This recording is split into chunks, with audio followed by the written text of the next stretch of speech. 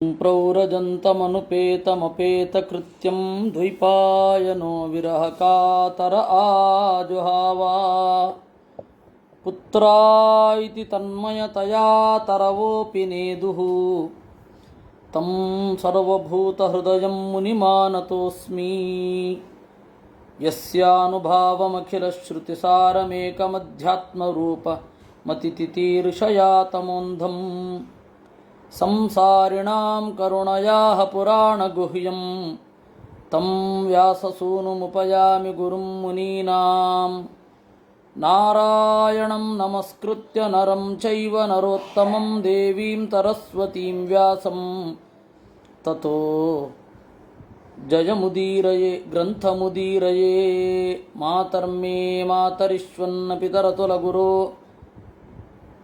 भ्रातरिष्टाप्तबन्धो स्वामिन् सर्वान्तरात्मन् अजरजर इतर्जन्ममृत्यामयानां गोविन्दे देहि भक्तिं भवति च भगवन् ऊर्जितां निर्निमित्तां निर्व्याजां निश्चलां सद्गुणगणबृहतीं शाश्वतीं आशुदेव हरिः ॐ। मैत्रेय उवाच गंगा यमुनयोर्नद्योरन्तरा क्षेत्रमावसन् आरब्धानेव बुभुजे भोगान् पुण्यजिहासया। ಪೃಥು ಮಹಾರಾಜ ಗಂಗಾ ಮತ್ತು ಯಮುನಾ ನದಿಯ ನಡುವೆ ಇರುವ ಜಾಗದಲ್ಲಿ ರಾಜ್ಯಭಾರವನ್ನು ಮಾಡ್ತಾ ಆರಬ್ಧಾನೇವ ಬುಭುಜೆ ಭೋಗಾನ್ ಪ್ರಾರಬ್ಧ ಕರ್ಮವನ್ನು ಮಾತ್ರ ಭೋಗಿಸಿದ. ಸಂಚಿತ ಆಗಾಮಿ ಕರ್ಮಗಳು ಅವನನ್ನು ಕಾಡುವುದಿಲ್ಲ, ಹೀಗಾಗಿ ಅವುಗಳ ಬಗ್ಗೆ ಹೇಳಲಿಲ್ಲ. ಸರಿ, ಆ ಭೋಗವನ್ನು ಮಾಡುವಾಗ ಅವನಿಗೊಂದು ಎಚ್ಚರ ಇತ್ತಂತೆ, ಪುಣ್ಯ ಜಿಹಾಸಯ, ಪುಣ್ಯ ನಾಶ ಆಗಬೇಕು ಅಂದರೆ ಅನಿಷ್ಟ ಪುಣ್ಯ ಭೋಗಿಸಿ ನಾಶ ಆಗುವ ಅನಿಷ್ಟ ಪುಣ್ಯಗಳನ್ನೆಲ್ಲ ಪೂರ್ತಿ ಬಿಡಬೇಕು ಅನ್ನುವ ದೃಷ್ಟಿಯಿಂದ ಉಣ್ಣುತ್ತಾ ಇದ್ದ. ಸರ್ವತ್ರ ಅಸ್ಖಲಿತಾದೇಶ ಸಪ್ತದ್ವೀಪೈಕದಂಡಭೃತ್ ಅನ್ಯತ್ರ ಬ್ರಾಹ್ಮಣಕುಲಾತ್ ಅನ್ಯತ್ರ ಅಚ್ಯುತ ಗೋತ್ರತಃ ಸರ್ವತ್ರ ಅಸ್ಖಲಿತ ಆದೇಶ. ಅವನು ಆರ್ಡರ್ ಮಾಡ್ದ ಅಂತಂದರೆ ಅದಕ್ಕೆಲ್ಲರೂ ಒಳಗೊಳ್ಳಬೇಕು. ಎಲ್ಲರೂ ಅಂತಂದರೆ ಇಲ್ಲಿ ಇರುವ ಎಲ್ಲರೂ ಅಂತ ಆ ಬಾರ್ಡರ್ ಎಲ್ಲ ಇಲ್ವೇ ಇಲ್ಲ ಅವನು. ಸರ್ವತ್ರ ಅಸ್ಖಲಿತಾದೇಶ ಸಪ್ತದ್ವೀಪೈಕದಂಡಧೃಕ್ 7 ನಡುಗಡ್ಡೆಗಳನ್ನೊಳಗೊಂಡ ಭೂಮಿಯನ್ನು ಅವನು ಆಳ್ತಾ ಇದ್ದ. ಅನ್ಯತ್ರ ಬ್ರಾಹ್ಮಣ ಕುಲಾತ್, ಜ್ಞಾನಿಗಳನ್ನು ಹೀಗೆ ಮಾಡಿ ಅಂತ ಅವನು ಆರ್ಡರ್ ಮಾಡ್ತಾ ಇರಲಿಲ್ಲ. ಅನ್ಯತ್ರ ಅಚ್ಯುತ ಗೋತ್ರತಃ, ದೇವತೆಗಳು ಮೊದಲಾದವರನ್ನು ಕುರಿತು ನನ್ನ ಆಜ್ಞೆಯನ್ನು ನಡಿಬೇಕು ಅಂತ ಹೇಳ್ತಾ ಇರಲಿಲ್ಲ. ಇಷ್ಟು ಬಿಟ್ಟರೆ ಉಳಿದ ಎಲ್ಲರನ್ನೂ ಅವನು ರೂಲ್ ಮಾಡ್ತಾ ಇದ್ದ. ಏಕದಾಸೀನ್ ಮಹಾಮಾತ್ರಂ ಏಕದಾಸೀತ್ ಮಹಾಸತ್ರ ದೀಕ್ಷಾ ತತ್ರ ದಿವೌಕತಾಂ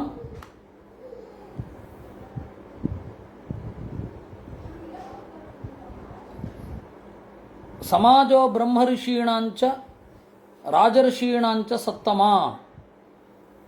ಒಂದು ಬಾರಿ ಎಲ್ಲ ದೇವತೆಗಳಿಗೆ ಒಂದು ದೊಡ್ಡ ಮಹಾಸತ್ರವನ್ನು ಮಾಡಬೇಕು ಅಂತ. ಉತ್ಥಿತ ಸದಸೋ ಮಧ್ಯೆ ತಾರಾಣಾಂ ಉಡುರಾಡಿವ. ಒಮ್ಮೆ ಅಲ್ಲಿ ಇದ್ದ ಸಮಾಜೋ ಬ್ರಹ್ಮಋಷೀಣಾಂಚ ರಾಜಋಷೀಣಾಂಚ ಸತ್ತಮ, ಬ್ರಹ್ಮಋಷಿಗಳ ಸಮುದಾಯ, ಆಮೇಲೆ ಬ್ರಾಹ್ಮಣರ ಸಮೂಹ ಅಲ್ಲಿ ನೆರೆಯಿತು. ತಸ್ಮಿನ್ನರ್ಹತ್ಸು ಸರ್ವೇಷು ಸ್ವರ್ಚಿತೇಷು ಯಥಾರ್ಹತಃ ಉತ್ಥಿತ ಸದಸೋ ಮಧ್ಯೆ ತಾರಾಣಾಂ ಉಡುರಾಡಿವ. ಆ ಯಜ್ಞದಲ್ಲಿ ಸೇರಿದ ಎಲ್ಲ ಜನರ ನಡುವೆ ಇವನು ಎದ್ದು ನಿಂತ. ಹೇಗಿದ್ದ ಪೃಥು ಮಹಾರಾಜ? ಪ್ರಾಂಶು ಪೀನಾಯತಭುಜ ಗೌರ ಕಂಜಾರುಣೇಕ್ಷಣ ಸುನಾಸ ಸುಮುಖ ಸೌಮ್ಯ ಪೀನಾಂಸ ಸುದ್ವಿಜಸ್ಮಿತ.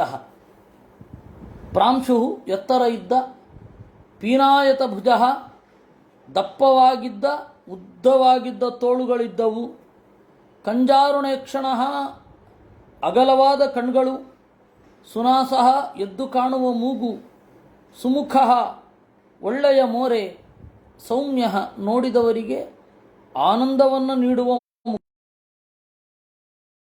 ಉಬ್ಬಿದ ತೋಳ್ಗಳವನು, ಸುದ್ವಿಜಸ್ಮಿತ ಒಳ್ಳೆಯ ನಗೆ, ವ್ಯೂಢವಕ್ಷಾ ಬೃಹಚ್ಶ್ರೋಣಿ, ವಲೀವಲ್ಗು ತರೋದರ, ಆವರ್ತನಾಭಿ ತೇಜಸ್ವಿ, ಕಾಂಚನೋರು ರುದಗ್ರವಾಕ್, ವ್ಯೂಢವಕ್ಷಾ ಹರವಾದ ಎದೆಯವನು, ಬೃಹಚ್ಛೋಣಿ ದಪ್ಪವಾದ ತೊಡೆಗಳವನು, ಒಲಿವಲ್ಗು ತರುವುದರ ಚಂದದ ಹೊಟ್ಟೆ, ಅದರಲ್ಲಿ 3 ತ್ರಿವಳಿಗಳಿದ್ದುವು, 3 ಗೆರೆ, ಆವರ್ತನಾಭಿ ದುಂಡಾದ ಆಳವಾದ ಹೊಕ್ಕಳು, ತೇಜಸ್ವಿ ಕಾಂಚನೋರುಹು ಉದಗ್ರವಾಕ್, ಸೂಕ್ಷ್ಮವಕ್ರಾಸಿತ ಸ್ನಿಗ್ಧಮೂರ್ಜದ ತೆಳುವಾಗಿರುವ ಗುಂಗುರು ಕೂದಲು, ಕಂಬುಕಂಧರ ನುಣುಪಾದ ಕೊರಳು, ಮಹಾಧನೆ ದುಕೂಲಾಗ್ರ್ಯೇ ಪರಿಧಾಯ ಉಪಧಾಯ ಚ, ಒಳ್ಳೆ ಬೆಲೆ ಬಾಳುವ ಬಟ್ಟೆ, ಕೆಳಗಡೆ ಉಟ್ಕೊಂಡಿದ್ದಾನೆ, ಮೇಲ್ಗಡೆ ಹೊದ್ಕೊಂಡಿದ್ದಾನೆ. ವ್ಯಂಜಿತಾಶೇಷ ಗಾತ್ರಶ್ರೀ ನಿಯಮೇನ್ಯಸ್ತಭೂಷಣ, ಅವನ ಇಡೀ ಮೈಯ ಸೊಬಗು ಎಲ್ಲರ ಕಣ್ಣನ್ನು ಸೆಳಿತಾ ಇತ್ತು. ಯಜ್ಞ ಮಾಡುವಾಗ ಬಹಳ ಮಿನಿಮಮ್ ಆಭರಣಗಳನ್ನು ಹಾಕಿಕೊಳ್ಳಬೇಕು, ಯಾಕೆಂದರೆ ಯಜ್ಞದ ಕ್ರಿಯೆಗೆ ತೊಂದರೆ ಆಗಬಾರದು. ಅದರಿಂದ ನ್ಯಸ್ತಭೂಷಣ, ಬಂಗಾರವನ್ನು ತೆಗೆದಿಟ್ಟಿದ್ದ. ಕೃಷ್ಣಾಜಿನ ಧರ, ಕೃಷ್ಣಾಜಿನವನ್ನು ಎದೆಯ ಮೇಲೆ ತೊಟ್ಟುಕೊಂಡಿದ್ದ. ಕುಶಪಾಣಿ, ದರ್ಭೆಯನ್ನು ಹಿಡ್ಕೊಂಡಿದ್ದ. ಕೃತೋಚಿತ, ಯಾಗಕ್ಕೆ ಬೇಕಾದಂತೆ ಇದ್ದ. ಶಿಶಿರ ಸ್ನಿಗ್ಧ ತಾಮ್ರಾಕ್ಷ, ಸಮೈಕ್ಷತ ಸಮಂತತಃ, ಊಚಿವಾನ್ ಇದಮುರ್ವೀಶಃ, ಸದಸ್ಯಾನ್ ಹರ್ಷಯನ್ನಿವ. ಅಂತಹ ಪೃಥು ಮಹಾರಾಜ ಎಲ್ಲರನ್ನ ನೋಡಿದ, ಎಲ್ಲರನ್ನ ಕುರಿತು ಮಾತನಾಡಿದ. ಆ ಮಾತು ಹೇಗಿತ್ತು? ಚಾರು ಚಿತ್ರಪದಂ ಶ್ಲಕ್ಷ್ಣಂ ಹೃದ್ಯಂ ಗೂಢಂ ಅವಿಕ್ಲಬಂ. ಚಾರು ಮನೋಹರವಾಗಿದ್ವು, ಚಿತ್ರಪದಂ ಅಚ್ಚರಿಗೊಳಿಸುವ ಪದವಿನ್ಯಾಸ ಅವನದ್ದಿತ್ತು, ಶ್ಲಕ್ಷ್ಣಂ ಕೇಳಿದರೆ ಎದೆ ತಂಪಾಗುತ್ತಾ ಇತ್ತು, ಹೃದಯಂ ಎದೆಗೆ ಮುಟ್ಟುವಂತೆ ಇದ್ದುವು, ಗೂಢಂ ಆಳವಾದ ಭಾವನೆಯನ್ನು ಹೊಂದಿತ್ತು, ಅವಿಕ್ಲಬಂ ಯಾವುದೇ ಸಣ್ಣತನ ಮೊದಲಾದವುಗಳು ಇರಲಿಲ್ಲ. ಏನು ಹೇಳಿದ? ಸಭ್ಯಾಶೃಣುತ ಭದ್ರಂ ವಹ ಸಾಧವೋ ಯಯಿಹಾಗತಾಃ ಸತ್ಸು ಜಿಜ್ಞಾಸುಭಿಃ ಧರ್ಮಂ ಆವೇದ್ಯಂ ಸ್ವಮನೀಷಿತಂ. ಎಲೈ ಸಭೆಗೆ ಯೋಗ್ಯರಾದವರೇ, ಸಭ್ಯರೇ. ಸಭಾ ಅಂತಂದರೆ ಸಹ ಭಾಂತಿ ಅತ್ರ ಇತಿ ಸಭಾ. ತಿಳಿದವರ ಜೊತೆಗೆ ತಿಳಿಯದವರು ಇರುವ ತಾಣ ಸಭಾ. ಆ ಸಭೆಗೆ ಯೋಗ್ಯರಾದವರು ಸಜ್ಜನರು, ಸಭ್ಯರು. ಸಭಿಕರು ಅಂದರೆ ಜೂಜಾಡುವ ಕೋಣೆಯಲ್ಲಿ ಕುಳಿತವರು ಅಂತ. ಜೂಜುಕೋರರನ್ನು ಸಭಿಕರು ಅಂತ ಕರೀತಾರೆ. ಸಭೆಗೆ ಯೋಗ್ಯರು ಅಂದರೆ ವೆಲ್ ಮ್ಯಾನರ್ಡ್ ಅನ್ನುವ ಅರ್ಥದಲ್ಲಿ ಕರೆಯೋದಾದರೆ ಅದು ಸಭ್ಯರು, ಸಭಿಕರಲ್ಲ. ಸಭ್ಯರೇ ಶೃಣುತ, ಕೇಳ್ರಿ. ವಹ ಭದ್ರಂ, ನಿಮಗೆ ಒಳ್ಳೆಯದಾಗಲಿ. ನೀವೆಲ್ಲರೂ ಕೂಡ ಸಾಧುಗಳು, ಇಲ್ಲಿ ಬಂದಿದ್ದೀರಾ. ಸತ್ಸು ಸ್ವಮನೀಷಿತಂ ಆವೇದ್ಯಂ. ಸಜ್ಜನರಲ್ಲಿ ನಮ್ಮ ಒಳಗಣ ಭಾವನೆಯನ್ನು ಹೊರಗಡೆ ಹಾಕಬೇಕು. ಯಾಕೆಂದರೆ ನಮ್ಮ ಭಾವನೆಯನ್ನು ಹಾಕಿದಾಗ ಅದರಲ್ಲಿ ತಪ್ಪಿದ್ರೆ ತಿದ್ದುತ್ತಾರೆ, ಭಾವನೆಗಳ ಎಕ್ಸ್ಚೇಂಜ್ ಆಗುತ್ತೆ, ಧರ್ಮ ತಿಳಿಯುತ್ತೆ. ಅಹಂ ದಂಡಧರೋ ಧಾತ್ರ ಪ್ರಜಾನಾಮಿಹ ಯೋಜಿತಃ ರಕ್ಷಿತಾ ವೃತ್ತಿದ ಸ್ವೇಷು ಸೇತುಷು ಸ್ಥಾಪಿತಾ ಪೃಥಕ್. ವಿಧಿ ನನ್ನನ್ನು ರಾಜನನ್ನಾಗಿ ಮಾಡಿದೆ. ಅಹಂ ದಂಡಧರ ರಾಜ. ಪ್ರಜಾನಾಮಿಹ ಯೋಜಿತಃ, ನನ್ನನ್ನು ನಿಯೋಗಿಸಿದ್ದಾರೆ ದೇವರು ದೇವತೆಗಳೆಲ್ಲ ಸೇರಿ. ರಕ್ಷಿತಾ, ರಕ್ಷಣೆ ಮಾಡ್ತೇನೆ. ವೃತ್ತಿದಃ, ಬೇಕಾದ ಬದುಕನ್ನು ಕೊಡ್ತೇನೆ. ಸ್ವೇಷು ಸೇತುಷು ಸ್ಥಾಪಿತ, ಅವರವರ ಜಾಗದಲ್ಲಿ ನಾನು ಅವರವರ ಧರ್ಮದಲ್ಲಿ ತೊಡಗಿಸಿದ್ದೇನೆ. ತಸ್ಯ ಮೇ ತದನುಧ್ಯಾನಾತ್ ಯದಾಹುರ್ಬ್ರಹ್ಮವಾದಿನಃ ಲೋಕಾಸ್ಯು ಕಾಮಸಂದೋಷ ಯಸ್ಯ ತುಷ್ಯತಿ ವಿಶ್ವದೃಕ್. ದೇವರು ಈ ಸೇವೆಯಿಂದ ತೃಪ್ತನಾಗಿ ನಿನಗೆ ಒಳ್ಳೆಯ ಲೋಕಗಳನ್ನು ಕೊಡ್ತಾನೆ ಅಂತ ಎಲ್ಲರೂ ಹೇಳಿದ್ದಾರೆ. ಅದನ್ನು ನಾನು ಕೇಳಿದ್ದೇನೆ. ಯ ಉದ್ಧರೇತ್ ಕರಂ ರಾಜ ಪ್ರಜಾಧರ್ಮೇಶು ಅಶಿಕ್ಷಯನ್ ಪ್ರಜಾನಾಂ ಶಮಲಂ ಭುಂಕ್ತೆ ಭಾಗಂಚ ಸ್ವಂ ಜಹಾತಿ ಸಹ. ಯಾರು ಪ್ರಜೆಗಳಿಂದ ತೆರಿಗೆಯನ್ನು ವಸೂಲಿ ಮಾಡ್ತಾನೆ, ಅವರನ್ನು ಪಾಲನೆ ಮಾಡೋದಿಲ್ಲ, ಅವನು ತೆರಿಗೆಯನ್ನು ಮಾತ್ರ ಸ್ವೀಕರಿಸಿ ಮಾಡುವ ಕರ್ತವ್ಯವನ್ನು ಮಾಡದೆ ಹೋದರೆ ಕಳ್ಳ ಆಗ್ತಾನೆ. ರಾಜನಾದವ ಪ್ರಜೆಗಳ ಆದಾಯದ 1/6 ಕರವಾಗಿ ಪಡೆದು 1/6, ಅವತ್ತಿನ ಕಾಲದಲ್ಲೆಲ್ಲ ಟ್ಯಾಕ್ಸ್ ಅಂದರೆ 1/6 ಅಷ್ಟೇ, ನಿಮ್ಮ ಆದಾಯದ 1/6. ಈ ಇಂಡೈರೆಕ್ಟ್ ಟ್ಯಾಕ್ಸ್ ಎಲ್ಲ ಇರಲಿಲ್ಲ. ಈ ಪ್ರಜೆಗಳ ಆದಾಯದ 1/6 ಸ್ವೀಕರಿಸಿಯೂ ಯಾರು ರಾಜ್ಯವನ್ನು ಸರಿಯಾಗಿ ಆಳುವುದಿಲ್ಲ, ಅವರವರನ್ನು ಅವರವರ ಧರ್ಮದಲ್ಲಿ ಇರಲಿಕ್ಕೆ ಬಿಡೋದಿಲ್ಲ, ಅವನು ಶಮಲಂ ಭುಂಕ್ತೆ, ಪ್ರಜೆಗಳ ಪಾಪವನ್ನು ಉಣ್ಣುತ್ತಾನೆ. ತತ್ಪ್ರಜಾ ಭರ್ತೃಪಿಂಡಾರ್ಥಂ ಸ್ವಾರ್ಥಮಪ್ಯನಸೂಯವಃ ಕುರುತಾಧೋಕ್ಷಜಧಿಯಂ ತರ್ಹಿ ಮೇನುಗ್ರಹ ಕೃತಃ. ಅದರಿಂದ ಆ ದೇವರ ಆಜ್ಞೆ ಇರೋದರಿಂದ ಎಲ್ಲರನ್ನೂ ಅವರವರ ಧರ್ಮದಲ್ಲಿ ತೊಡಗಿಸಲಿಕ್ಕೆ ನಾನು ಪ್ರಯತ್ನ ಪಟ್ಟಿದ್ದೇನೆ. ದೇವರ ಅನುಗ್ರಹದಿಂದ ಯಶಸ್ವಿಯನ್ನು ಹೊಂದಿದ್ದೇನೆ. ಆದರೆ ನಾನು ನಿಮಗೆ ಒಡೆಯ, ವಿಧಿ ಹೇಳಿದೆ ಹಾಗೆ. ನನ್ನ ಉಪ್ಪನ್ನು ನೀವೆಲ್ಲ ತಿಂತಾ ಇದ್ದೀರಾ, ನಾನು ನಿಮ್ಮನ್ನು ರಕ್ಷಣೆ ಮಾಡ್ತಾ ಇದ್ದೇನೆ.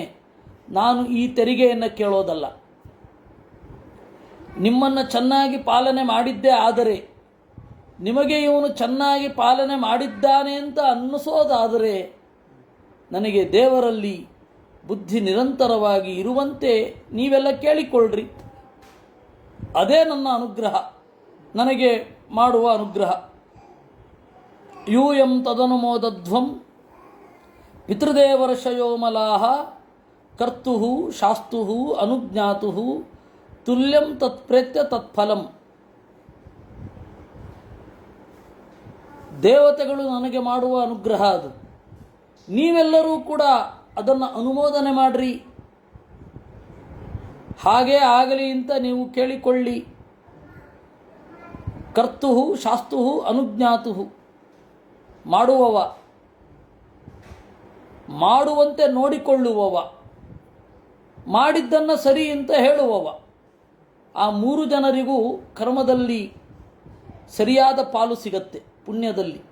ಒಬ್ಬ ನೀವು ಹೀಗೆ ಮಾಡಬೇಕು ಅಂತ ಹೇಳ್ತಾನೆ, ಇನ್ನೊಬ್ಬ ಅದನ್ನು ಮಾಡ್ತಾನೆ.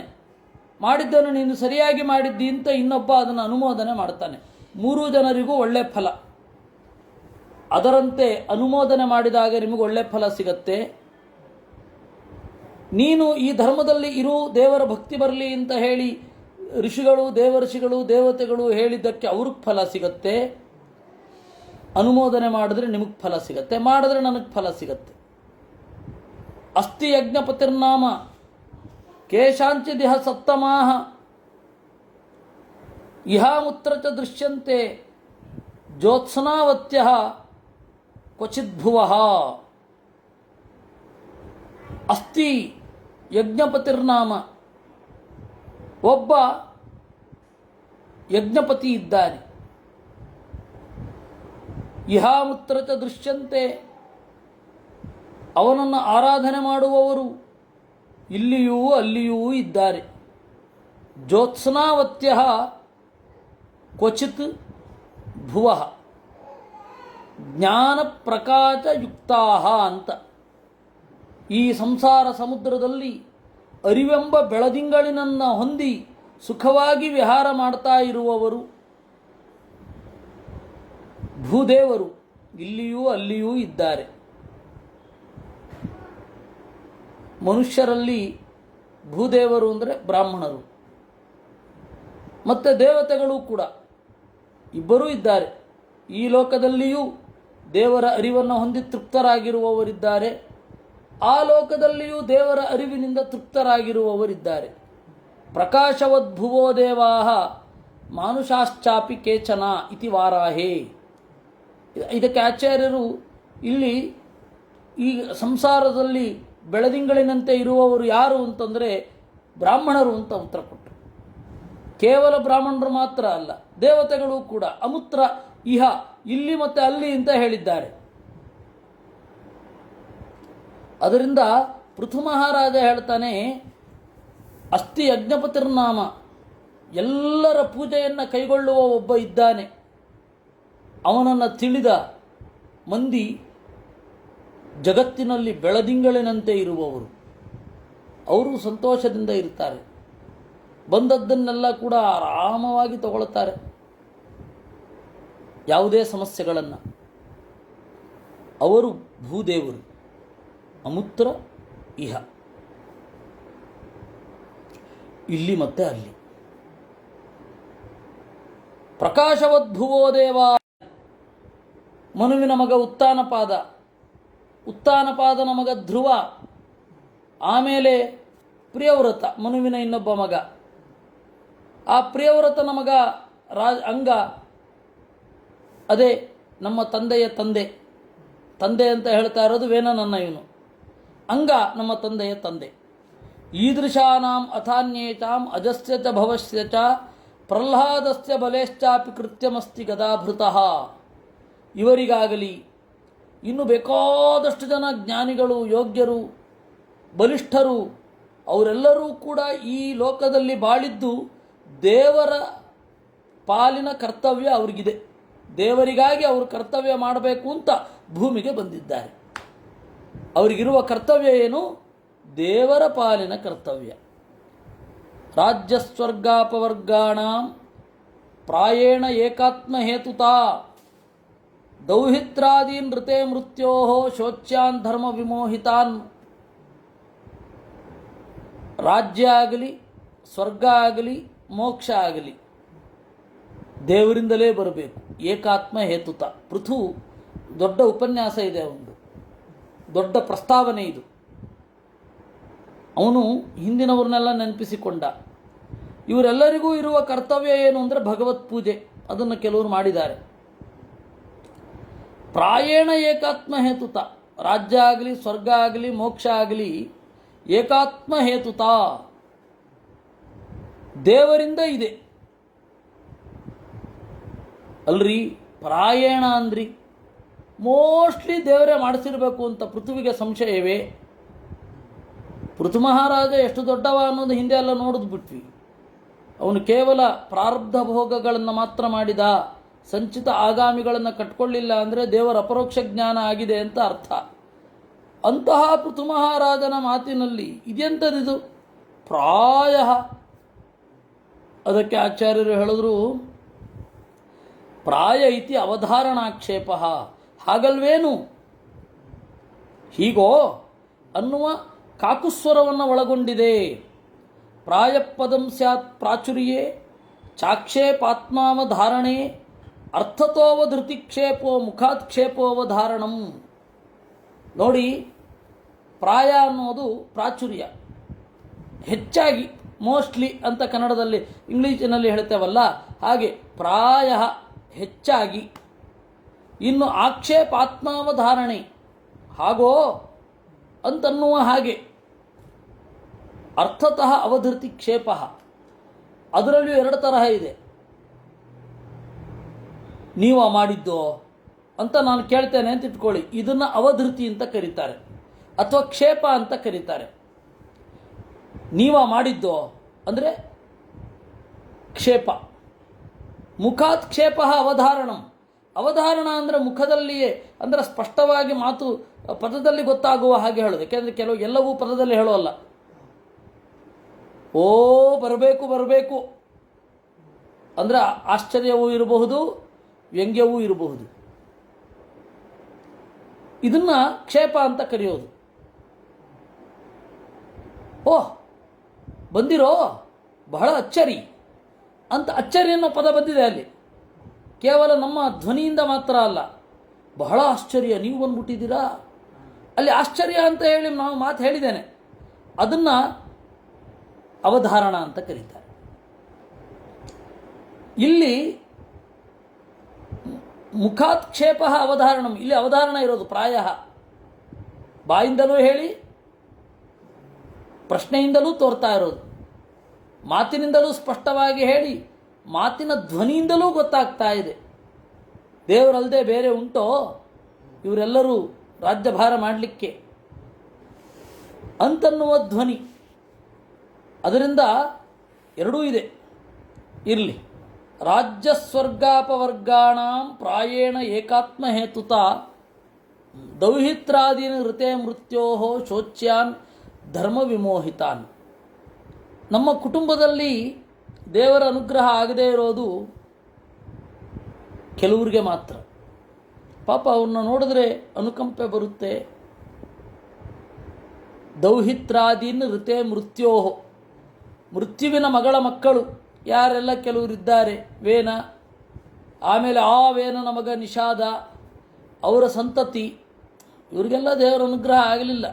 ಅದರಿಂದಾಗಿ ಅವರು ರಾಜ್ಯದಲ್ಲಿ ಇರಲಿಲ್ಲ, ಸ್ವರ್ಗಕ್ಕೆ ಹೋಗಲಿಲ್ಲ, ಅಪವರ್ಗದ ಪ್ರಶ್ನೆಯೇ ಇಲ್ಲ.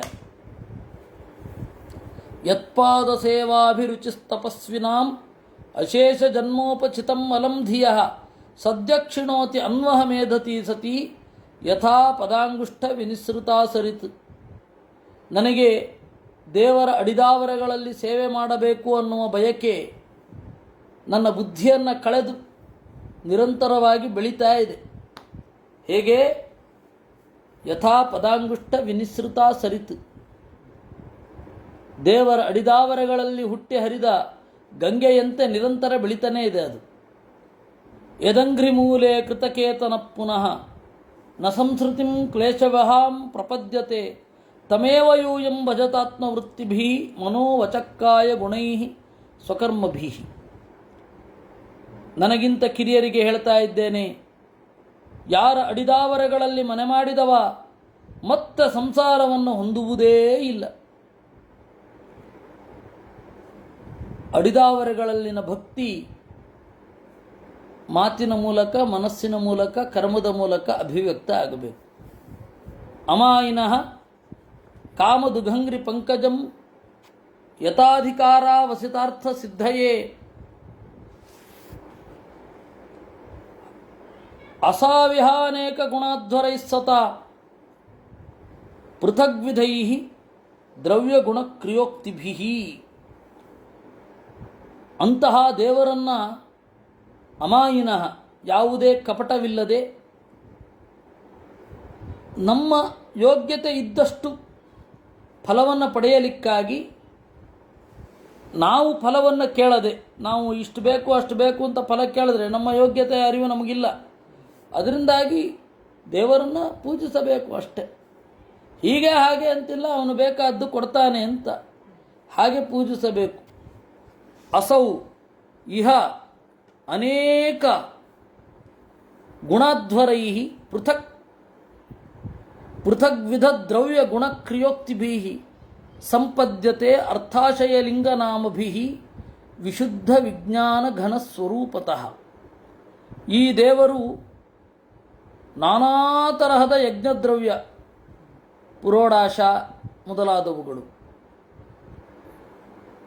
ವೇದಗಳಲ್ಲಿ ಈ ತರಹದ ಯಾಗ ಮಾಡಿ, ಆ ತರಹದ ಯಾಗ ಮಾಡಿ, ಈ ತರಹದ ದ್ರವ್ಯ ಇದೆ, ವಾಯವ್ಯಂ ಶ್ವೇತಮಾಲಭೇತ ಭೂತಿಕಾಮಃ ಅರುಣಯ ಪಿಂಗಾಕ್ಷ ಏಕಹಾಯನ್ಯ ಸೋಮಂ ಕ್ರೀಣಾತಿ ಅಂತ ಹೀಗೆಲ್ಲ ಎಷ್ಟು ದ್ರವ್ಯಗಳು ಬರುತ್ತೆ. ಎಲ್ಲ ತರಹದ ದ್ರವ್ಯಗಳು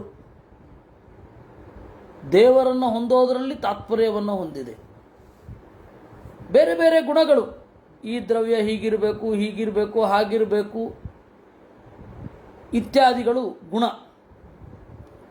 ಕ್ರಿಯಾ ಕ್ರಿಯಾ ಅಂತ ಹೇಳಿದ್ರೆ ಈ ತರಹ ಮಾಡಬೇಕು ಇದು.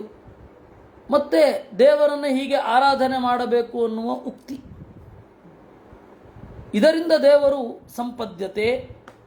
ಇದನ್ನು ಬಳಸಿಕೊಂಡು ಅರ್ಥ ಪಂಚಭೂತಗಳ ವಿಕಾರಗಳು ಅರ್ಥ. ಆಶಯ ಅಂದರೆ ಯಜಮಾನನ ಮನಸ್ಸು. ಲಿಂಗ ಅಂತಂದರೆ ದೇವತೆಗಳಲ್ಲಿರುವ ಗುಣಗಳು, ದೇವರಲ್ಲಿರುವ ಗುಣಗಳು. ನಾಮ ಅಂದರೆ ಪ್ರತ್ಯಕ್ಷವಾಗಿ ಸೂರ್ಯ ಇತ್ಯಾದಿ ನಾಮಗಳು. ವಿಜ್ಞಾನ ಇತ್ಯಾದಿಗಳಿಂದ ದೇವರನ್ನು ಹೊಂದಬೇಕು. ದೇವರೇ ಗುರಿ. ಯಜ್ಞದಲ್ಲಿ ಇಷ್ಟು 1000 ಪ್ರಭೇದಗಳಿರಬಹುದು, 1000 ಗುಣಗಳಿದೆ, 1000 ದ್ರವ್ಯಗಳಿದೆ. ಇದನ್ನು ಮಾಡುವ ಯಜಮಾನರು 1000 ಅವರ ಮನೋವೃತ್ತಿಗಳಿದೆ.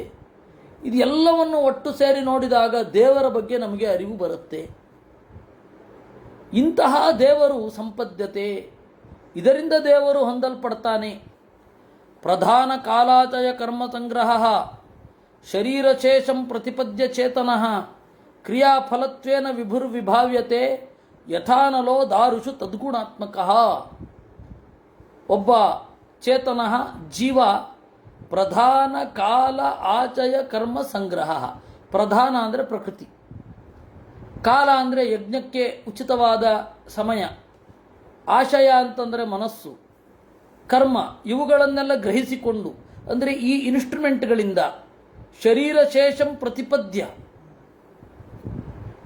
ಶರೀರದಿಂದ ಗಳಿಸಬೇಕಾದ ವಸ್ತುಗಳು ಅದನ್ನು ಹೊಂದುವ ಜೀವ. ಶರೀರ ಶೇಷ ಅಂದರೆ ಶರೀರ ಹೋದ ಮೇಲೂ ಇರುವಂತಹವನು, ಶರೀರ ಹೋದ ಮೇಲೂ ಇರುವಂತಹವನು ಜೀವ. ಶರೀರ ಚೇತಂ ಅವನನ್ನು ಪ್ರತಿಪದ್ಯ ಹೊಂದಿ ಆ ಶರೀರ ಮಾಡುವ ಕ್ರಿಯೆ ಅದರ ಫಲ ಯಾರು ಅಂದರೆ ದೇವರು. ಕ್ರಿಯಾಫಲತ್ವೇನ ವಿಭಾವ್ಯತೆ. ಅದಕ್ಕೊಂದು ಒಳ್ಳೆಯ ದೃಷ್ಟಾಂತವನ್ನು ಕೊಡ್ತಾರೆ. ಯಥಾನಲೋ ದಾರುಷು ತದ್ಗುಣಾತ್ಮಕ ಅಂತ. ಕಟ್ಟಿಗೆಯಲ್ಲಿ ಬೆಂಕಿ ಅಡಗಿದೆ. ತನ್ನ ಒಳಗಡೆ ಇರುವ ಬೆಂಕಿಯನ್ನು ಹೊರಗಡೆ ಪಡ್ಕೊಳ್ಳಿಕ್ಕೆ ಕಟ್ಟಿಗೆ ಎಷ್ಟು ಒದ್ದಾಡಬೇಕು. ಹೊರಗಡೆಯ ಬೆಂಕಿಗೆ ಹಿಡ್ಕೊಳ್ಬೇಕು, ತನ್ನನ್ನು ಒಡ್ಡಿಕೊಳ್ಳಬೇಕು, ನೀರನ್ನು ಇಂಗಿಸಿಕೊಳ್ಳಬೇಕು. ಆವಾಗ ಬೇಕಾದಷ್ಟು ಹೊಗೆ ಬರ್ತದೆ. ಅದನ್ನು ತುಂಡು ತುಂಡಾಗಿ ಕತ್ತರಿಸಿಕೊಳ್ಳಬೇಕು, ಬೇರೆ ಯಾವುದ್ಯಾವುದೋ ಉಪಾಯ ಮಾಡಬೇಕು. ಹಾಗೆ ಜೀವ ತನ್ನ ಒಳಗಡೆ ಇರುವ ದೇವರನ್ನು ಈ ಎಲ್ಲ ಕ್ರಿಯೆಗಳ ಮೂಲಕ ಪಡಿಬೇಕು. ಯಥಾ ಗುಣವದಿಂದನೇ ಅಗ್ನಿರ್ಮಥನಾದಿನ. ಇದು ನಮ್ಮ ಕ್ರಿಯೆಗಳು, ನಮ್ಮ ಯಜ್ಞ ಮೊದಲಾದವುಗಳೆಲ್ಲ ಈ ಹಂತದಲ್ಲಿ ಇವೆ.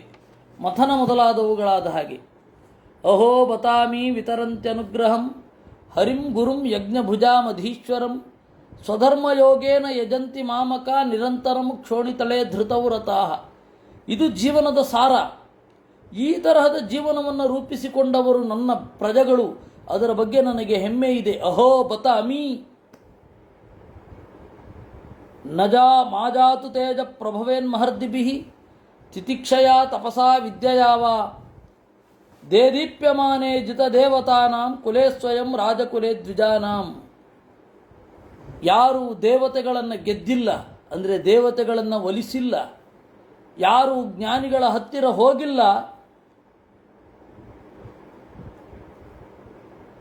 ಅವರಿಗೆ ಈ ರೀತಿ ಹೃದಯದ ಒಳಗಡೆಯಿಂದ ದೇವರ ಹೊಳಹು ಅಭಿವ್ಯಕ್ತ ಆಗೋದಿಲ್ಲ. ಬ್ರಹ್ಮಣ್ಯ ದೇವ ಪುರುಷ ಪುರಾತನಃ ನಿತ್ಯಂ ಹರಿರ್ಯಚ್ಚರಣಾಭಿವಂದನಾತ್ ಅವಾಪಲಕ್ಷ್ಮೀಂ ಅನಪಾಯಿನೀಂ ಯಶಃ ಜಗತ್ಪವಿತ್ರಂಚ ಮಹತ್ತಮಾಗ್ರಣೀಃ. ಈ ತರಹದ ಜ್ಞಾನಿಗಳ ಮಹತ್ವ ಏನು? ಈ ಜ್ಞಾನಿಗಳನ್ನು ನಮಿಸಿ, ಪ್ರತಿದಿನವೂ ನಮಿಸಿ ಸಾಕ್ಷಾತ್ ನಾರಾಯಣ ಲಕ್ಷ್ಮಿಯನ್ನು ಹೊಂದಿದ್ದಾನೆ. ಜಗತ್ಪವಿತ್ರವಾದ ಯಶಸ್ಸನ್ನು ಹೊಂದಿದ್ದಾನೆ. ಇದಕ್ಕೆ ಜ್ಞಾನಿಗಳ ಪೂಜೆಯೇ ಕಾರಣ. ಅದರಿಂದಾಗಿ ಜ್ಞಾನಿಗಳನ್ನು ಕುರಿತು ದ್ರೋಹ ಮಾಡಬೇಡಿ. ಅದಕ್ಕೆ ಆಚಾರ್ಯರು ಬರೆದರು, ಇಡೀ ಶ್ಲೋಕ ಮೋಹಕವಾಗಿದೆ. ಇದರ ಅರ್ಥವನ್ನು ಬಿಡಿಸಿದರೆ ಇದರಷ್ಟು ಚಂದ ಇನ್ನೊಂದಿಲ್ಲ. ಹರಿರಿಂದ್ರ ಯಚ್ಚರಣಾಭಿವಂದನಾತ್ ಅನಪಾಯಿನೀಂ ಲಕ್ಷ್ಮೀಂ ಅವಾಪ. ಹರಿಹಿ ಅಂದರೆ ಇಲ್ಲಿ ನಾರಾಯಣ ಅಂತ ಅರ್ಥ ಅಲ್ಲ, ಇಂದ್ರ ಅಂತ. ಜಂಬಭೇದಿ ಹರಿಹಿ ಶಕ್ರಃ ಅಂತ ಕೋಚ. ಹರಿ ಅಂದರೆ ಇಂದ್ರ. ಇಂದ್ರನು ಯಾರ ಅಡಿದಾವರೆಗಳನ್ನು ನಮಿಸಿ ಅನಪಾಯಿನೀಂ ಲಕ್ಷ್ಮೀಂ ಅವಾಪ ಎಂದು ಕರಗದ ಸಂಪತ್ತನ್ನು ಹೊಂದಿದನೋ ಅಂತಹ ಪರಮಾತ್ಮನೂ ಕೂಡ ಬ್ರಹ್ಮಣ್ಯ ದೇವ ಅಂತ ವ್ಯಸ್ತಾನ್ವಯ. ನೋಡಿ, ಈಗ ಈ ಶ್ಲೋಕವನ್ನು ಹೇಳ್ತೇನೆ, ಈಗ ನಿಮಗೆ ಅನ್ನಿಸುತ್ತೆ. ಹರಿಹಿ ಇಂದ್ರನು ಯಚ್ಚರಣಾಭಿವಂದನಾತ್ ಯಾರ ಅಡಿದಾವರೆಗಳನ್ನು ನಿತ್ಯವೂ ನಮಿಸುವುದರಿಂದ ಅನಪಾಯಿನೀಂ ಲಕ್ಷ್ಮೀಂ ಎಂದೂ ಕರಗದ ಸಂಪತ್ತನ್ನು ಅವಾಪ ಹೊಂದಿದನೋ ಜಗತ್ಪವಿತ್ರಂ ಯಶಃ ಜಗತ್ತನ್ನೇ ಪವಿತ್ರಗೊಳಿಸುವ ಯಶಸ್ಸನ್ನು ಹೊಂದಿದನೋ ಅಂತಹ ಪುರಾತನ ಪುರುಷ ಅಂತಹ ನಾರಾಯಣನೂ ಕೂಡ ಬ್ರಹ್ಮಣ್ಯ ದೇವ ಬ್ರಾಹ್ಮಣರನ್ನು ಕಂಡ್ರೆ ಪ್ರೀತಿಸ್ತಾನೆ ಹಾಗರ್ಥ. ಇಲ್ಲಿ ಹರಿಹಿ ಅಂದರೆ ಇಂದ. ಯಾಕೆ ಈ ರೀತಿ ಅರ್ಥ ಮಾಡಬೇಕು? ಹರಿಹಿ ಅನ್ನೋದಕ್ಕೆ ಇಂದ್ರ ಅಂತ ಅರ್ಥ ಮಾಡಿದ್ರಿ, ಯಾಕೆ ನಾರಾಯಣ ಅಂತ ಅರ್ಥ ಮಾಡ್ಲಿಕ್ಕೆ ಬರುತ್ತಲ್ವಾ? ಅಲ್ಲ, ಬರುತ್ತಪ್ಪ. ಆದರೆ ಹರಿವಂಶದಲ್ಲಿ ಹೀಗಿದೆ ಅಂದರೆ ಈಗ ಸಿಗೋ ಹರಿವಂಶದಲ್ಲಿ ಇದಿಲ್ಲ. ಹರಿವಂಶದಲ್ಲಿ ಹೀಗಿದಿಂದ ಆಚಾರ ಕಾಲದಲ್ಲಿ ಸಿಗ್ತಾ ಇತ್ತು. ಹರಿವಂಶದಲ್ಲಿ ಹೀಗಿದೆ: ಯತ್ಪ್ರಸಾದೇನ ದೇವೇಂದ್ರೋ ವೇದೋದಿತ ಯಶಾ ಅಭೂತ್ ಸೋಪಿ ವಿಷ್ಣುರಮೇಯಾತ್ಮ ಸದಾ ಬ್ರಾಹ್ಮಣ ವತ್ಸಲಃ ಇತಿ ಹರಿವಂಶೇಶು. ಯಾರ ಅನುಗ್ರಹದಿಂದ ವೇದಗಳು ಹೊಗಳುವಂತಹ ಯಶಸ್ಸನ್ನು ಪಡೆದನೋ ಅಂತಹ ನಾರಾಯಣನೂ ಕೂಡ ಬ್ರಾಹ್ಮಣ ಪ್ರಿಯನಾಗಿದ್ದಾನೆ. ಇದು ಅವನ ಮಹತ್ವ. ದೇವರಿಗೆ ಹೀಗೆ ಅರ್ಥ ಮಾಡಿಕೊಳ್ಬೇಕು ಅಂದರು ದೇವರ ಪರವಾಗಿ. ಯತ್ಸೇವಯಾಚೇತ ಗುಣಾಶ್ರಯಸ್ವರಾಟ್ ವಿಪ್ರಪ್ರಿಯಸ್ತೃಶ್ಯತಿ ಕಾಮಮೀಶ್ವರ ತದೇವ ತದ್ಧರ್ಮ ಪರೈರ್ಹಿ ನಸ್ತದಾ ಸರ್ವಾತ್ಮನ ಬ್ರಹ್ಮಕುಲಂ ನಿಚೇವ್ಯತಾಂ. ಯಾರ ಸೇವೆಯಿಂದ ಸ್ವರಾಟ್ ನಾರಾಯಣ ತೃಪ್ಯತಿ ಸಂತೋಷ ಪಡ್ತಾನೆ. ಜ್ಞಾನಿಗಳನ್ನು ಸೇವೆ ಮಾಡಿದ್ರೆ ದೇವರು ಸಂತೋಷವನ್ನು ಅನುಭವಿಸ್ತಾನೆ. ಅಂತಹ ಜ್ಞಾನಿಗಳ ಕುಲವನ್ನು ನೀವು ಸೇವಿಸಿ. ಪುಮಾನ್ ಲಭೇತ ಅನತಿವೇಲಮಾತ್ಮನ ಪ್ರಸಾದತೋತ್ಯಂತ ಶಮಂ ಸ್ವತಃ ಸ್ವಯಂ ಯನ್ನಿತ್ಯ ಸಂಬದ್ಧ ನಿಷೇವಯಾತತಃ ಪರಂ ಕಿಮತ್ರಾಸ್ತಿ ಸುಖಂ ಹವಿರ್ಭುಜಾಂ. ಪುಮಾನ್ ಲಭೇತ ಅನತಿವೇಲಮಾತ್ಮನಃ. ಒಬ್ಬ ಪುರುಷ ಪರಮಾತ್ಮನ ಅನುಗ್ರಹದಿಂದ ಅತ್ಯಂತ ಶಮಂ ಸ್ವತಃ ಉತ್ಕಟ ಸುಖವನ್ನು ಹೊಂದಬಲ್ಲ. ಯನ್ನಿತ್ಯ ಸಂಬದ್ಧ ನಿಷೇವಯ ಪರಂ ಪರಂ ಕಿಮತ್ರಾಸ್ತಿ ಸುಖಂ ಹವಿರ್ಭುಜಾಂ. ಒಬ್ಬ ಜ್ಞಾನಿಯಿಂದ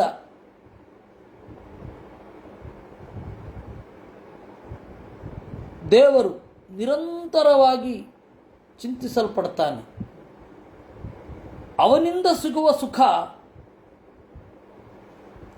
ಸ್ವರ್ಗದಲ್ಲಿಯೂ ಸಿಗೋದಿಲ್ಲ. ಮೋಕ್ಷ ಸುಖವನ್ನು ಬಿಟ್ಟರೆ ಈ ದೇವರ ಚಿಂತನೆಯಿಂದ ಸಿಗುವ ಸುಖ ದೇವತೆಗಳಿಗೆ ಎಲ್ಲೂ ಸಿಗೋದಿಲ್ಲ. ತಸ್ಮಾತ್ ಮೋಕ್ಷ ಸುಖಾತ್ ಪರಂ ಹವಿರ್ಭುಜಾಂ ದೇವಾನಾಮಪ್ಯತ್ರ ಸಂಸಾರೇ ಅಸ್ತಿ ಕಿಂ. ಈ ಸಂಸಾರದಲ್ಲಿ ದೇವತೆಗಳಿಗೆ ಸುಖ ಇದೆಯೇನು? ಮನುಷ್ಯರಿಗಂತೂ ಇಲ್ಲ. ಇಲ್ಲ ಅಂದರೆ ಸ್ವಲ್ಪ ಇದೆ.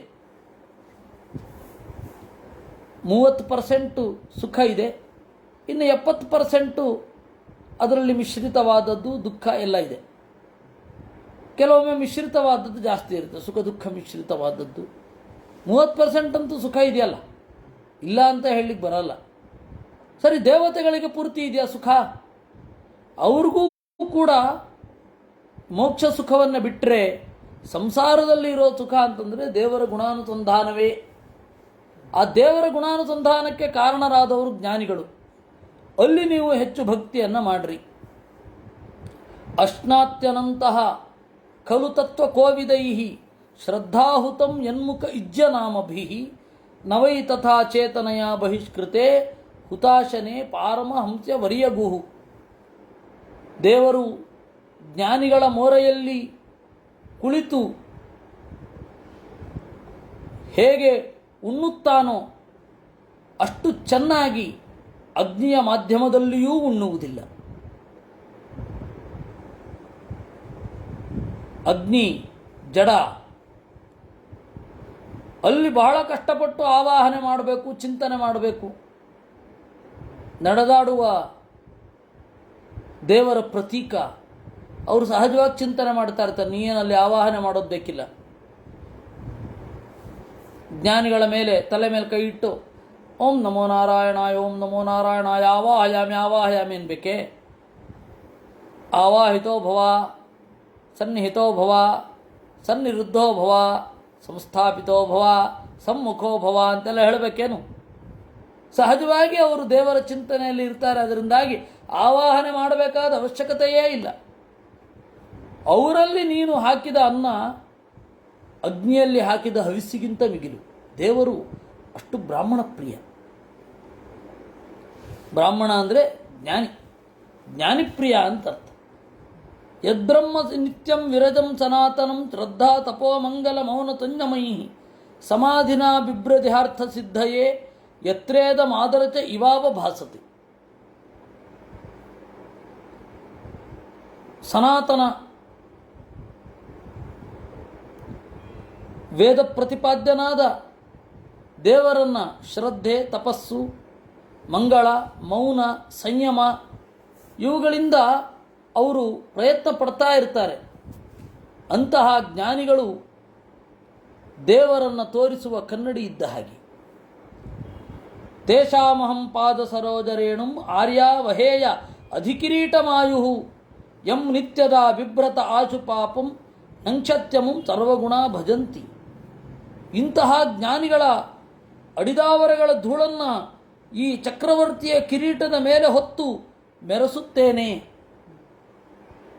ಇಂತಹವರ ಸಂಸರ್ಗ ಇದ್ದರೆ ಭಗವಂತನಿಗೆ ಪ್ರಿಯವಾದ ಗುಣಗಳು ನಮ್ಮಲ್ಲಿ ಅಭಿವ್ಯಕ್ತ ಆಗ್ತವೆ.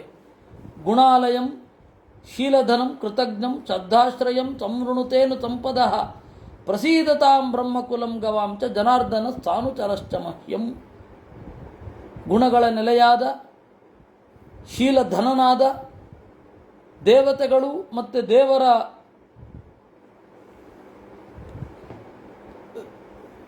ಕ್ರಿಯೆಯನ್ನು ತಿಳಿಯುವ ಶ್ರದ್ಧಾಳುವಾದ ದೇವರನ್ನು ಜನವನ್ನು ಸಂಪದಃ ಸಂವೃಣುತೆ.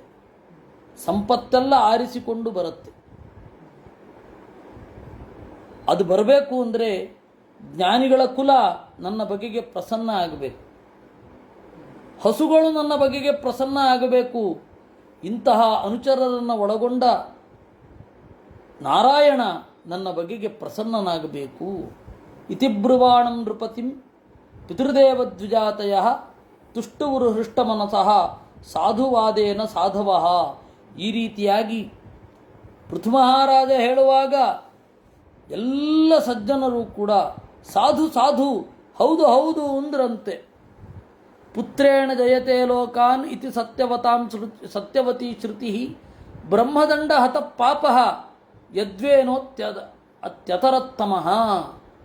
ಆಗ ಅವರೆಲ್ಲ ಹೇಳಿದರಂತೆ, ಮಗನ ಮೂಲಕ ಸ್ವರ್ಗಾದಿ ಲೋಕಗಳನ್ನು ಪಡೆಯುತ್ತಾನೆ ಅನ್ನೋದು ವೇದ ಸತ್ಯವಾದದ್ದು. ಯಾಕೆಂದರೆ ಬ್ರಾಹ್ಮಣರ ಶಾಪದಿಂದ ಕೆಳಗಡೆ ಬಿದ್ದ ವೇನ ಪೃಥು ಎಂಬ ಮಗನ ಮೂಲಕ ಎತ್ತರಕ್ಕೆ ಏರಿದ. ಏನು ಹೀಗಂದರೆ, ಇಡೀ ಶ್ಲೋಕವನ್ನು ನೋಡಿ ಆದ ಮೇಲೆ ಆಚಾರ್ಯರ ಭಾಷ್ಯವನ್ನು ನಾವು ನೋಡೋಣ. ಹಿರಣ್ಯಕಶಿಪುಶ್ಚಾಪಿ ಭಗವನ್ನಿಂದಯಾ ತಮಃ ವಿವಿಕ್ಷುರತ್ಯಗಾತ್ಸೂನೋ ಪ್ರಹ್ಲಾದಸ್ಯ ಅನುಭಾವತಃ. ಇದೇ ರೀತಿ ಹಿರಣ್ಯಕಶಿಪುವೂ ಕೂಡ ಭಗವನ್ನಿಂದೆಯಿಂದ ಕೆಳಗಡೆ ಬಿದ್ದಿದ್ದ, ಪ್ರಹ್ಲಾದನಂತಹ ಮಗನಿಂದ ಎತ್ತರಕ್ಕೆ ಏರಿದ. ವೀರವರ್ಯ ಪಿತ ಪೃಥ್ವ್ಯಾ ಸಮಾಸ್ ಸಂಜೀವ ಶಾಶ್ವತೀ ಯಸ್ಯೇದೃಶ್ಚುಚ್ಯತೆ ಭಕ್ತಿ ಸರ್ವಲೋಕೈಕ ಭರ್ತರಿ. ಓ ನಮ್ಮ ತಂದೆಯೇ, ರಾಜ ತಂದೆಯ ತರಹ ಅಲ್ವಾ, ಓ ನಮ್ಮ ತಂದೆಯೇ, ಭೂಮಿಯ ಒಡೆಯನಾಗಿ ಬಹಳ ಕಾಲ ಬದುಕು. ಇಂತಹ ಭಕ್ತಿ ಇದ್ದ ರಾಜ ಆಳಿದರೆ ಬಹಳ ಸೊಗಸು. ಅಹೋ ವಯಂ ಯದ್ಯ ಪವಿತ್ರ ಕೀರ್ತೆ ತ್ವಯೈವ ನಾಥೇನ ಮುಕುಂದ ನಾಥಾಹ ಯ ಉತ್ತಮ ಶ್ಲೋಕತಮಸ್ಯ ವಿಷ್ಣೋರ್ ಬ್ರಹ್ಮಣ್ಯ ದೇವಸ್ಯ ಕಥಾಂ ವ್ಯನಂಕ್ಷಿ. ಓ ಪವಿತ್ರ ಕೀರ್ತಿಯೇ, ನಿನ್ನಿಂದ ನಾವು ನಾರಾಯಣನ ಉಳಿಗದವರಾದೆವು. ಅಂದರೆ ನಾರಾಯಣನ ಸನ್ನಿಧಾನ ನಿನ್ನಲ್ಲಿ ಇದೆ. ನಿನ್ನ ಅಂತರ್ಯಾಮಿಯಾಗಿ ನಾರಾಯಣ ವಿಶೇಷತಃ ಸಾಮರ್ಥ್ಯವನ್ನು ಅಭಿವ್ಯಕ್ತಿ ಮಾಡಿದ್ದಾನೆ. ಅದರಿಂದ ನಾವು ಧನ್ಯತಮ. ಇಂತಹ ದೇವರ ಕಾರ್ಯಗಳನ್ನು ಪ್ರತಿಮೆಯ ಮೂಲಕ ನೋಡುವಂತಹ ಅದ್ಭುತವಾದ ಅವಕಾಶ ನಮಗಿದೆ ಅಂತ ಇದರ ಅಭಿಪ್ರಾಯ. ಆಮೇಲೇನೋ ಹೇಳಿದ್ರಲ್ಲ, ಪುತ್ರೇಣ ಜಯತೆ ಲೋಕ ನಿತಿ ಸತ್ಯವತಿ ಶ್ರುತಿ ಬ್ರಹ್ಮದಂಡ ಹತೋವೇನಃ ಬ್ರಹ್ಮದಂಡ ಹತಪಾಪೋ ಯದ್ವೇನೋತ್ಯತರತ್ತಮಃ ಅಂತ ಹೇಳಿದ್ರಲ್ಲ. ಏನದು ಹಾಗಂದ್ರೆ? ಅಂದರೆ ಆಚಾರ್ಯರು ತಾತ್ಪರ್ಯ ಬರೆದ್ರು, ವೇನಸ್ಥೋ ರಾಜಸೋ ಜೀವ ಪೃಥುನಾ ಸ್ವರ್ಗತಿಂಗತಃ. ಪೃಥು ಮಹಾರಾಜನಲ್ಲಿ ವೇನನಲ್ಲಿ 3 ಭಾಗಗಳಿದ್ವು. ಒಂದು ಪೃಥು, ಅದು ಆಮೇಲೆ ಯಾವತ್ತೋ ಅಭಿವ್ಯಕ್ತ ಆಯಿತು. ಆಮೇಲೆ ವೇನನ ಒಳಗಡೆ ವೇನ ಅಂತ ಹೇಳಿ ಅವನೇ ಇದ್ದ. ಅವನು ಪರಮ ಏನಾಗಿದ್ದು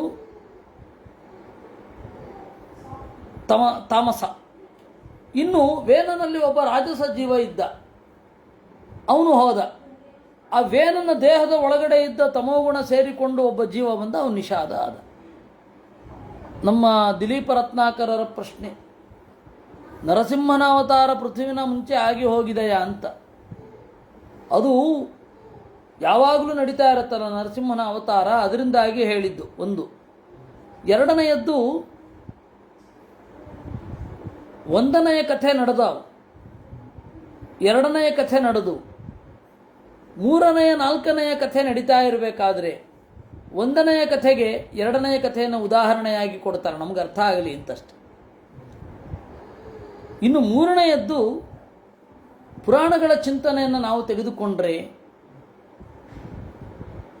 ಎರಡನೆಯ ಮನ್ವಂತರದಲ್ಲಿ, ಎರಡನೆಯ ಯುಗದಲ್ಲಿ ನರಸಿಂಹದೇವರ ಅವತಾರ ಆಗಿದ್ದು ಅಂತ. ಮತ್ತು ನರಸಿಂಹದೇವರ ಅವತಾರ ಇದರ ಪ್ರಕಾರ ಆಗಿದ್ದು ಪೃಥು ಮಹಾರಾಜನಿಗಿಂತ ಹಿಂದೆಯೇ ಮತ್ಸ್ಯ ಪುರಾಣದ ಪ್ರಕಾರ ಆಗಿದ್ದು. ಆದರೂ ಕೂಡ ನೋಡೋಣ, ಇನ್ನೊಂದು ಸರ್ತಿ ನಾವು ಅವತಾರದ ಕ್ರಮವನ್ನು ಮತ್ಸ್ಯ ಪುರಾಣ ಮತ್ತು ಕೂರ್ಮ ಪುರಾಣದ ಹಿನ್ನೆಲೆಯಲ್ಲಿ ನೋಡೋಣ. ಆಗ ಅನೇಕ ಸಮಸ್ಯೆಗಳು ಪರಿಹಾರ ಆಗ್ತವೆ. ಅದರಿಂದ ಇಲ್ಲಿ ನರಸಿಂಹನ ಉದಾಹರಣೆಯನ್ನು ಕೊಡಲಿಕ್ಕೆ ಏನು ತೊಂದರೆ ಇಲ್ಲ. ಅದ್ಯ ನಾತ್ಯಂತಿಕಮಿದಂ ನಾಥ ತವ ಜೀವ್ಯನುಚಾತನಂ ಪ್ರಜಾನುರಾಗೋ ಮಹತಿ ಮಹತಾಂ ಪ್ರಕೃತಿ ಕರುಣಾತ್ಮನಾಂ. ನಾತ್ಯಂತಿಕಮಿದಂ ನಾಥ, ನಿಮ್ಮಂತಹವರು ಪ್ರಜಾನುರಾಗ ಅಂತ ಏನಿದೆ ಅದೇನು ಆಶ್ಚರ್ಯ ಏನಲ್ಲ, ನಿಮಗೆ ಅತ್ಯಂತ ಸಹಜ.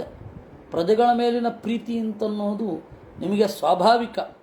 ಅದ್ಯನಸ್ತಮಸಪ್ಪಾರಃ ತ್ವಯೋಪಾಸಾದಿತ ಪ್ರಭೋ ಭ್ರಾಮ್ಯತಾಂ ನಷ್ಟದೃಷ್ಟೀನಾಂ ಕರ್ಮಭಿರ್ದೇವಸಂಹಿತೈ.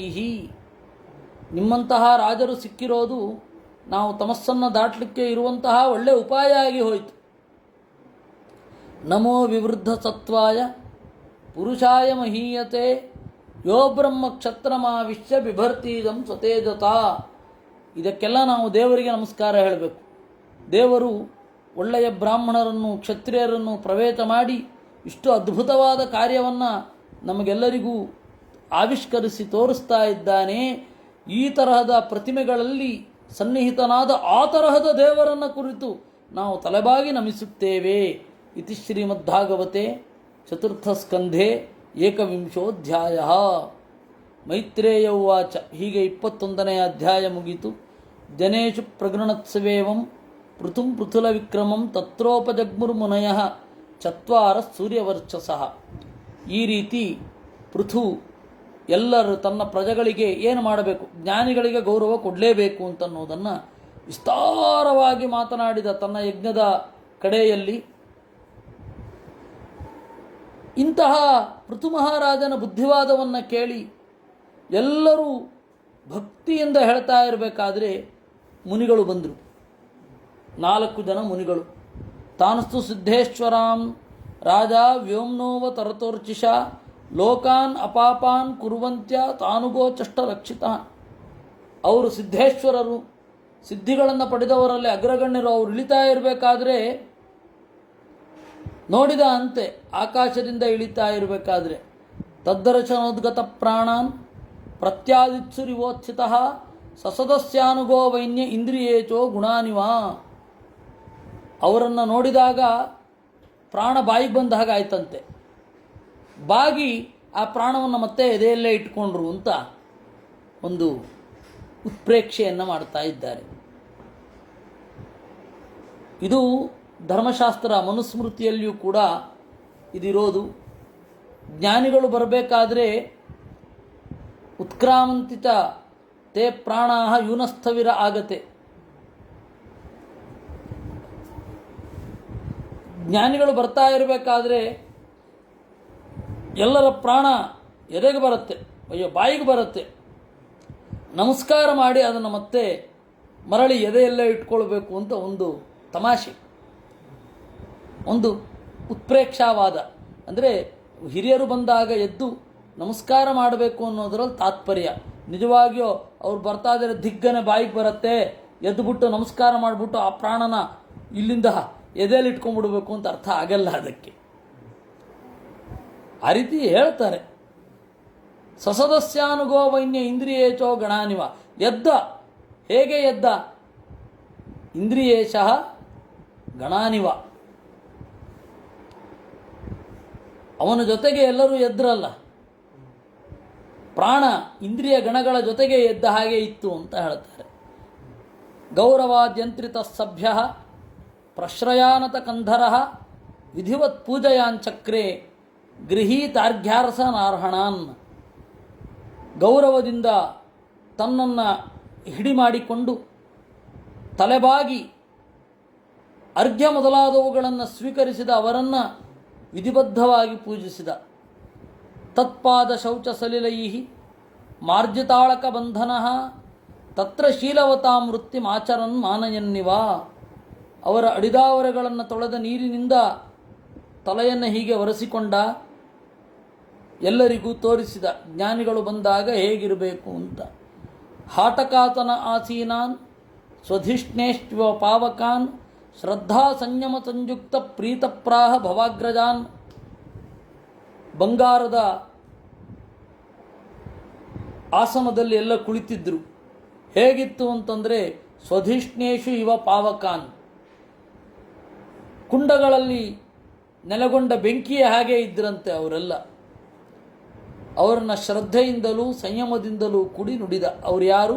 ಭವಾಗ್ರಜಾನ್, ಈಶ್ವರನ ಅಣ್ಣಂದಿರು, ಸದಾಶಿವನ ಅಣ್ಣಂದಿರು. ಸದಾಶಿವ ಮೈದೋರುವುದಕ್ಕೆ ಮೊದಲು ಮೈದೋರಿದವರು ಅಂತ. ಪೃಥುರ್ವಾಚ ಅಹೋ ಆಚರಿತಂ ಕೃಷ್ಣೇ ಮಂಗಳಂ ಮಂಗಳಾಯನಾಃ ಯಸ್ಯವೋ ದರ್ಶನಂ ಹ್ಯಾಸೀತ್ ದುರ್ದರ್ಶಾನಾಂ ಕುಯೋಗಿನಃ. ಕೃಷ್ಣೇ ಮಂಗಳಮಾಚರಿತಂ. ನಾನು ದೇವರನ್ನು ಚೆನ್ನಾಗಿ ಪೂಜಿಸಿದ್ದೇನೆ ಅಂತ ಕಾಣುತ್ತೆ, ಅದರಿಂದಾಗಿ ನಿಮ್ಮ ದರ್ಶನ ಆಯಿತು ಅಂದ ಪೃಥು ಚಕ್ರವರ್ತಿ ಆ 4 ಜನ ಸನಕ ಸನಂದನಾದಿಗಳಿಗೆ. ಕಿಂ ತಸ್ಯ ದುರ್ಲಭತರಂ ಇಹಲೋಕೆ ಪರತ್ರ ಚ ಯಸ್ಯ ವಿಪ್ರ ಪ್ರಸೀದಂತಿ ಶಿವೋ ವಿಷ್ಣುಶ್ಚ ಸಾನುಗಃ. ನಿಮ್ಮಂತಹವರು ಒಲಿದರೆ ಆ ಒಲಿದವನಿಗೆ ಏನು ತಾನೇ ದುರ್ಲಭ. ನೈವ ಲಕ್ಷಯತೆ ಲೋಕಃ ಲೋಕಾನ್ ಪರ್ಯಟತೋಪಿ ತಾನ್ ಯಥಾ ಸರ್ವದೃಚಂ ತರವ ಆತ್ಮಾನಂ ಯಸ್ಯ ಹೇತವಃ. ನೈವ ಲಕ್ಷಯತೆ ಲೋಕಃ. ಯಾಕೆ? ಜನ ನಿಮ್ಮನ್ನು ನೋಡಿರೋದಿಲ್ಲ, ಗಮನಿಸಿರೋದಿಲ್ಲ.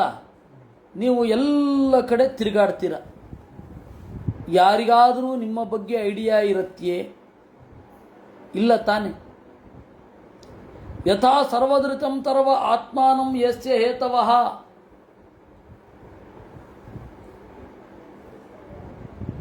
ದೇವತೆಗಳು, ಬ್ರಹ್ಮಾದಿ ದೇವತೆಗಳೂ ಕೂಡ ದೇವರನ್ನು ಹೇಗೆ ತಿಳಿದಿರೋದಿಲ್ವೋ ಹಾಗೆ ಈ ಲೋಕ ನಮ್ಮ ನಡುವೆಯೇ ಓಡಾಡ್ತಾ ಇರುವ ನಿಮ್ಮನ್ನು ನೋಡಿರಲ್ಲ. ಅಷ್ಟು ದುರ್ಲಭ ನಿಮ್ಮ ದರ್ಶನ. ಅದನ್ನು ಆಚಾರ್ಯರು ವ್ಯಾಖ್ಯಾನ ಬರೆದರು, ಈ ರೀತಿ ಅರ್ಥ ಮಾಡಬೇಕು ಅಂತ. ಇಲ್ಲಾಂದರೆ ಈ ಶ್ಲೋಕಕ್ಕೆ ಅರ್ಥವೇ ಸಿಗೋದಿಲ್ಲ. ಸರ್ವಜ್ಞಾಶ್ಚ ವಿರಿಂಚಾದ್ಯಾಹ ನ ಜಾನೀಯುರ್ ಹರಿಂ ಪರಂ ಹೇತವೋ ಜಗತೋಪ್ಯಸ್ಯ ಯಥಾತೌ ವೇದಕೇಶವ ಇತಿ ತಂತ್ರಸಾರೇ. ಇದನ್ನು ನೀವು ವ್ಯಸ್ತಾನ್ವಯ ಮಾಡಿಕೊಳ್ಬೇಕು ಅಂತ. ಅಧನಾಪಿಹಿತೆ ಧನ್ಯಾ ಸಾಧವೋ ಗೃಹಮೇಧಿನಃ ಯದ್ಗೃಹ ಅರ್ಹವರ್ಯಾಂಬು ತೃಣಭೂಮಿ ಸುವಾಗ್ಧರಾಹ. ಒಬ್ಬ ಗೃಹಸ್ಥನಲ್ಲಿ ಹಣ ಇಲ್ಲದೆ ಇರಬಹುದು, ಆದರೆ ಬಂದವರನ್ನು ಚೆನ್ನಾಗಿ ಮಾತನಾಡಿಸಿ, ನೀರು ಕೊಟ್ಟು, ಚಾಪೆ ಹಾಸಿ, ಅವಕಾಶ ಕೊಟ್ಟು ಒಳ್ಳೆ ಮಾತಾಡಿದ್ರೆ ಅಂತಹ ಗೃಹಸ್ಥನೇ ಧನ್ಯ. ವ್ಯಾಲಾಳಯದ್ರುಮಾಹ್ಯೇತೆ ಸಂಸಿದ್ಧಾಖಿಲ ಸಂಪದಃ ಯದ್ಗೃಹಾಸ್ತೀರ್ಥಪಾದೀಯ ಪಾದತೀರ್ಥ ವಿವರ್ಜಿತಾ.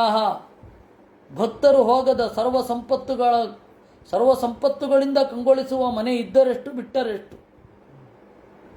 ಸಜ್ಜನರ ಪಾದಧೂಳಿ ಬೀಳಬೇಕಲ್ಲಿ, ದೇವರ ಭಕ್ತರು ಅಲ್ಲಿಗೆ ಬರಬೇಕು. ಅದು ಬಿಟ್ಟು ಎಲ್ಲ ಸಂಪತ್ತಿದೆ, ಯಾರೂ ಬರಲ್ಲ, ಸೊಫೆಸ್ಟಿಕೇಟೆಡ್, ಬಹಳ ಚೆನ್ನಾಗಿದೆ, ವೆಲ್ ಫರ್ನಿಶ್ಡ್, ಏನು ಪ್ರಯೋಜನ ಇಲ್ಲ. ದೇವರ ಭಕ್ತರು ಅಲ್ಲಿಗೆ ಬರಬೇಕು. ಅದಿಲ್ಲ ಅಂದರೆ ವ್ಯಾಲಾಳಯ ದ್ರುಮಾಹ್ಯತೆ. ವ್ಯಾಳ ಅಂತಂದರೆ ಹೆಬ್ಬಾವು, ಹೆಬ್ಬಾವಿನ ಮನೆಯಂತೆ ಇರುವ ಮರಗಳಿದ್ದ ಹಾಗೆ ಅದು. ಸ್ವಾಗತಂ ವೋ ದ್ವಿಜಶ್ರೇಷ್ಠ ಯದ್ವ್ರತಾನಿ ಮುಮುಕ್ಷವಃ ಚರಂತಿ ಶ್ರದ್ಧಯಾದೀರ ಬಾಲಾಯೇವ ಬೃಹಂತಿ ವೈ. ಎಲೈ ಜ್ಞಾನಿಗಳೇ, ನಿಮಗೆ ಸ್ವಾಗತ. ನಿರಂತರವಾಗಿ ಸೃಷ್ಟಿಯಾದಂದಿನಿಂದ ದೀರ್ಘಾಯುಷ್ಯವನ್ನು ಪಡೆದು ನಿರಂತರವಾಗಿ ದೇವರನ್ನು ಕುರಿತಾದ ವ್ರತವಂ ಗೈತಾ ಇದ್ದೀರ ನೀವು. ಕಚ್ಚಿನ್ನ ಕುಶಲಂ ನಾಥ ಇಂದ್ರಿಯಾರ್ಥಾರ್ಥವೇದಿನಾಂ ವ್ಯಸನಾವಾಪ ಏತಸ್ಮಿನ್ ಪತಿತಾನಾಂ ಸ್ವಕರ್ಮಭಿ. ನಮಗೆ ಜೀವನದಲ್ಲಿ ಒಳ್ಳೆಯದು ಅಂತ ಏನಾದರೂ ಸಿಗತ್ತಾ? ಜ್ಞಾನಿಗಳಾದ ನೀವು ಹೇಳಬೇಕು. ನಾವು ಚೆನ್ನಾಗಿದ್ದೇವೆ, ನೀವು ಚೆನ್ನಾಗಿದ್ದೀರಾ ಅಂತ ಕೇಳಲಿಕ್ಕೆ ನೀವು ನಮಗೆ ಸಮಾನರಲ್ಲ, ನೀವು ನಮಗಿಂತ ಉತ್ತಮರು. ನೀವು ಬಂದಿದ್ದೀರಾ ಅಂದರೆ ಏನೋ ಒಳ್ಳೆಯದಿರಲೇಬೇಕು. ನಮ್ಮ ಪುಣ್ಯವೇ ಕೆಲಸ ಮಾಡ್ತಾ ಇದೆ ತಾನೇ. ಭವತ್ಸು ಕುಶಲ ಪ್ರಶ್ನ ಆತ್ಮಾರಾಮೇಶು ನೇಷ್ಯತೆ ಕುಶಲ ಯತ್ರ ನತಂತೆ ಮತಿವೃತ್ತಯ. ನಿಮ್ಮನ್ನು ಕುಶಲವೇ ಕ್ಷೇಮವೇ ಅಂತ ಕೇಳಲೇಬಾರದು. ಯಾಕೆಂದರೆ ಕುಶಲ ಹೇತೆ ಮತಿವೃತ್ತಯ.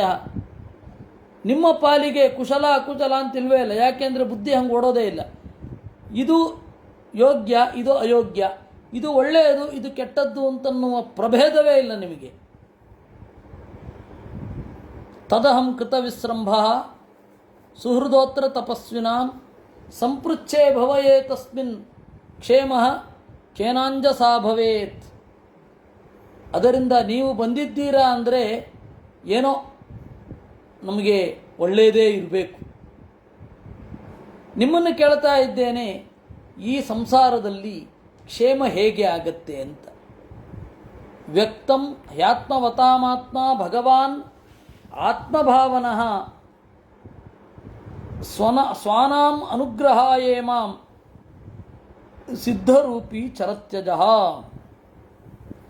ಖಂಡಿತ ದೇವರು ನನ್ನ ಬಗೆಗೆ ಪ್ರಸನ್ನನಾಗಿರಲೇಬೇಕು. ತನ್ನ ಭಕ್ತರ ಅನುಗ್ರಹಕ್ಕಾಗಿ ತಾನೇ ನಿಮ್ಮ ರೂಪವನ್ನು ಹೊತ್ತು ತಿರುಗುತ್ತಾನೆ. ಅಂದರೆ ನೀವು ಬಂದವರು ದೇವರು ಅನ್ನೋ ರೀತಿಯಲ್ಲಿ ಮಾತನಾಡ್ತಾನೆ.